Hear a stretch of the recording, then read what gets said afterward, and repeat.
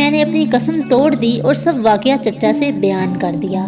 چچا اسی وقت باغ میں گئے، زمین کھود کر تہ خانے میں داخل ہوئے۔ وہاں جا کر کیا دیکھتے ہیں کہ میرا چچا زاد بھائی اور وہ لڑکی ہم آغوش لیٹے ہیں۔ قریب جا کر دیکھا تو وہ مردہ تھے۔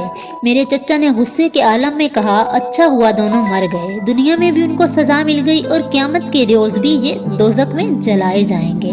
میں نے حیرت سے چچا کی طرف دیکھا کہ ان کو غم سے زیادہ غصہ ہے، تو وہ کہنے لگے کہ یہ بد نصیب جس لڑکی کے ساتھ پڑا ہے یہ اس کی حقیقی بہن ہے۔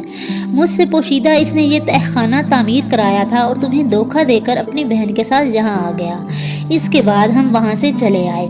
ابھی چند روز بھی آرام سے نہ رہنے پائے تھے کہ وہی نمک حرام وزیر فوج جمع کر کے میرے چچا کے ملک پر بھی چڑھ آیا۔